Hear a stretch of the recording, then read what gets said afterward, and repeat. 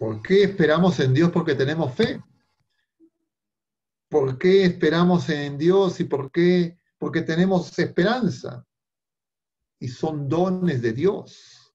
Es que justamente la pregunta que suena un poco, diríamos, pesimista, lo que hace ver en las personas que formulan esas preguntas que justamente lo que nosotros tenemos que hacer, y nos dice el Señor, es trabajar para mantener nuestra fe viva.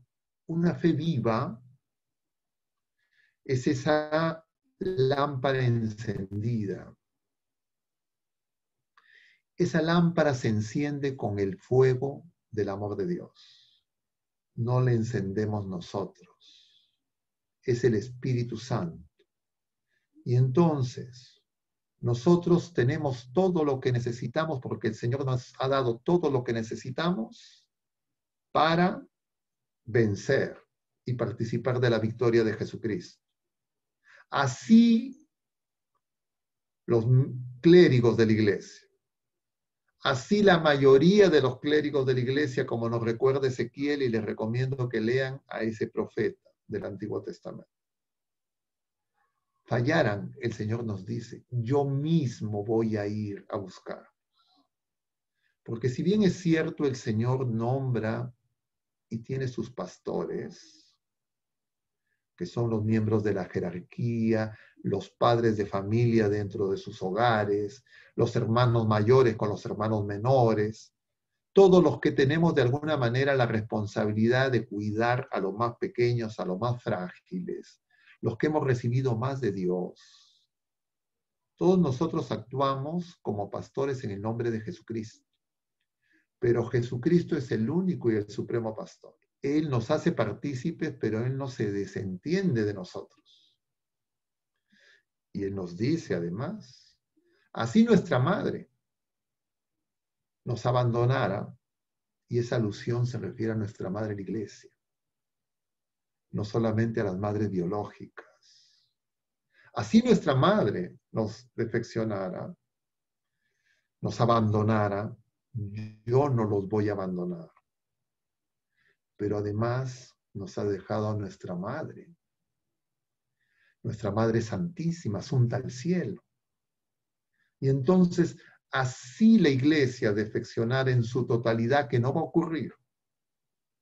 Puede haber mucha oscuridad en muchos clérigos, en muchos bautizados, que seducidos por el mundo crean que es más práctico, más estratégico, más conveniente, más útil seguir al mundo y dejar a Jesucristo. Incluso en alambicadas argumentaciones teológicas, el Señor no va a abandonar a la criatura humana. Esa es la promesa que nosotros tenemos. Y en esa certeza, nuestra única duda y temor es que nosotros lo abandonemos a Él. Y por eso es que hemos recibido el don del temor de Dios. Porque tenemos que temer de nosotros mismos, de que nosotros seamos Judas. Y todos potencialmente somos Judas. Y si vemos hermanos nuestros, clérigos, laicos comprometidos, religiosos, sea quien sea, que se han apartado, que están siendo seducidos y engañados por las tentaciones del enemigo, y de repente ellos no se dan cuenta. De repente ellos creen que están haciendo la interpretación correcta. Nosotros, sin soberbia y con caridad, tenemos que hacer oración por ellos, como oración por la conversión de todas las criaturas humanas, empezando por nosotros mismos todos los días. Y sabemos que la oración, dice el Señor, de los justos, es decir, de los que desean que Él haga justicia, esa oración será escuchada. Y Él se compara con un juez inicuo en esa parábola de la viuda. Y la viuda también representa a la iglesia. Y si es que la viuda insiste a ese juez, dice el Señor, ese juez no lo hará porque ni teme a Dios ni teme a los hombres. pero lo hará porque no lo molesten. Cuanto más vuestro Padre del cielo, si ustedes perseveran en la oración, nos va a escuchar. Y entonces nosotros tenemos que quitarnos todas esas ideas sin esperanza y saber que ya la victoria está obtenida y lo que está pasando es una prueba de cada uno de nosotros. Cada uno de nosotros estamos siendo probados. Cada uno de nuestras familias está siendo probadas. Cada una de nuestras parroquias, cada uno de los sacerdotes, cada uno de los religiosos, cada uno de los clérigos, de los obispos, incluido el Papa, todos estamos siendo probados. Y tenemos que hacer oración para que esta prueba nos fortalezca. Y por eso es que el Señor hace que en medio de la prueba se manifieste lo que hay en el corazón de cada uno. Y si nosotros no hemos corrompido el deseo de verdad que tiene todo corazón humano, inscrito por el mismo Dios, y nosotros hacemos oración, nos pondremos de cara a Jesucristo. Y de cara a Jesucristo nos daremos cuenta que tenemos una viga en nuestro ojo, si es que nuestro primer impulso es juzgar y criticar a los demás. Porque la viga en el ojo es la soberbia. Y tal vez queremos quitar la moto en los demás.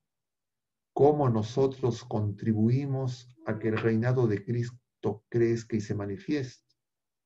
Nosotros respondiendo a la vocación a la que estamos llamados a ser santos. ¿Qué pasa con esos profesores universitarios, teólogos, clérigos, etcétera? El Señor sabe. Nosotros hagamos oración por cada uno de ellos, por cada uno de nosotros, arrepintámonos y luchemos por nosotros ser fieles.